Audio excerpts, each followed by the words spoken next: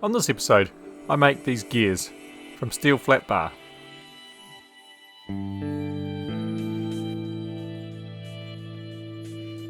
Welcome back to the Fell Engine project, where I'm building a 3.5 inch gauge live steam locomotive to my own drawings.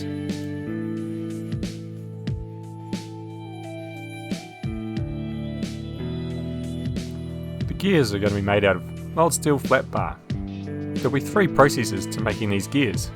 Firstly, preparation of the blank, followed by cutting the drive keyway, then finally cutting the teeth on the gear. Getting started with the blank preparation, I drill a hole in the centre of the plate. I've already centre punched it and marked this circle using dividers. The flat bar has also been faced using a face mill. Next it's over to the mill to rough out the square into a circular blank that I can load on the lathe. After the success I had with the method I used for cutting out the flywheel blank in the last episode, I'm going to use that again. For this, a shaft is located in the centre hole and located in the mill vise. End mill is set at a height to suit the diameter, and the part is rotated between each cut. And this produces a rough circular round blank that I can take over to the lathe and turn circular. I'm using a 14mm end mill today, running at about 300 RPM.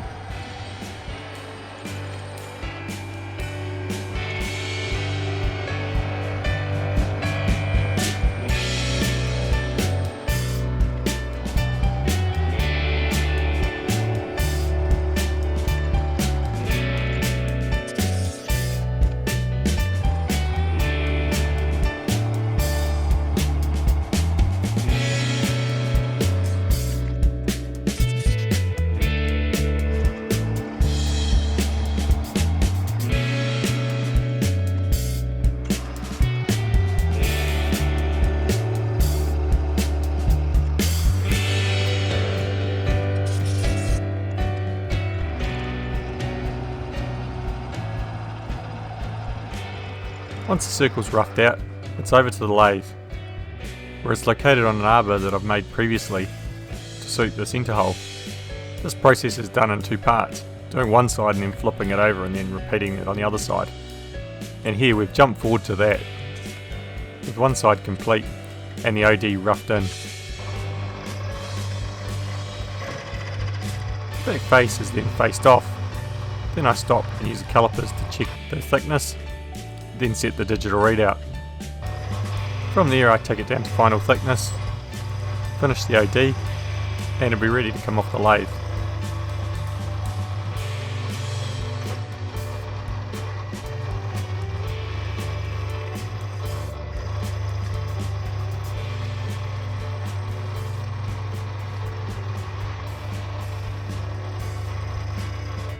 One trick with this method is you're left with a little stub where the mounting bolt and washer are located. I sand this off with a sanding disc on an angle air grinder. It makes quick work of the removal, and it's easy to tell when you've removed enough material.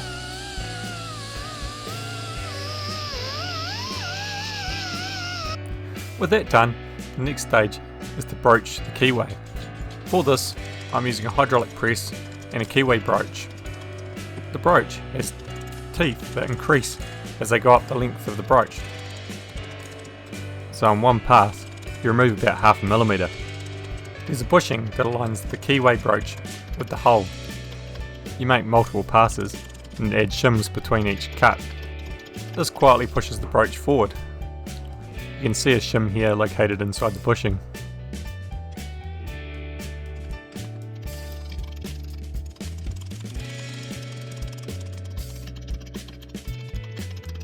Once at the correct depth, the next stage is to cut the teeth on the gear.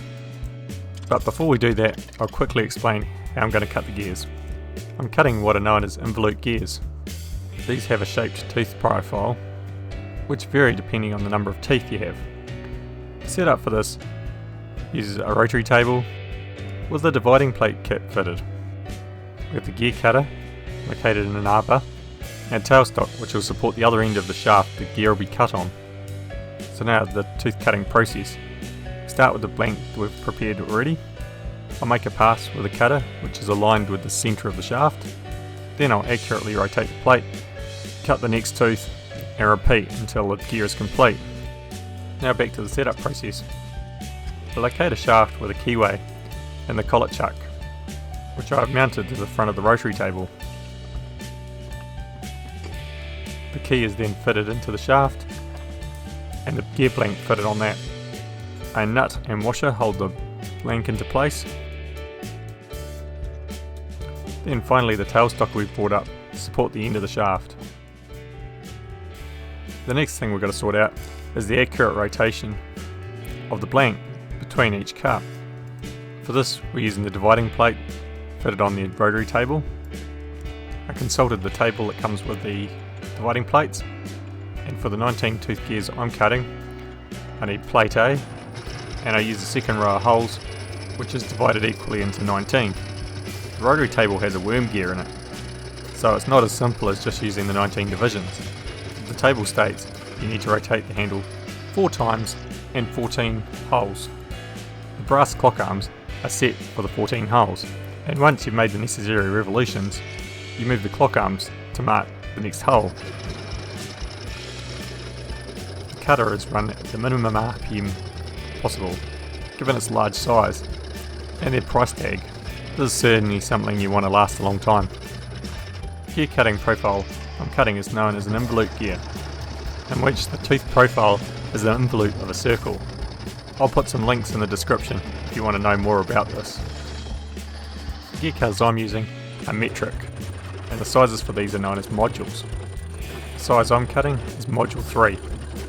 Now the next thing we need to know is that for each gear size there's 8 cutters, which suit different numbers of teeth on the gears, with size 1 doing 12 and 13 tooth gears, 5 doing 26 to 34 teeth, and an 8 doing 135 teeth up to doing a rack. For my gears we're doing 19 teeth, so I'm using cutter number 3. You can purchase these as a set or individually, as depending on the module size it may be very unlikely to ever cut a gear that size because it's simply too big. One other thing to note is the y-axis on the table is locked, set for the depth of the cut, and I'm using the x-axis to make the cut. And as always, the z-axis is locked to avoid any unwanted movement.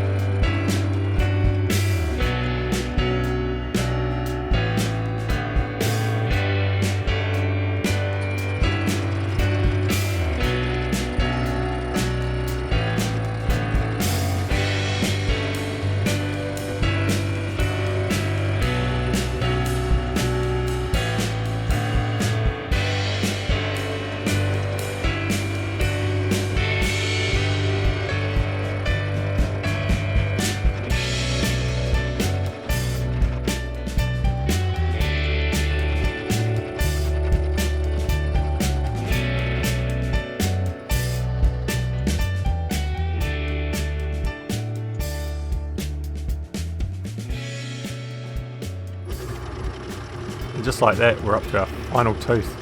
This cut is always a bit of a relief, as you quickly find out if your dividing was correct or whether you missed a hole somewhere along the way. And the good news here is the tooth was definitely the right size. The gear is then removed and deburred. For this I use a combination of the angle die grinder with a sanding disc and a file just to clean up the edges of the teeth.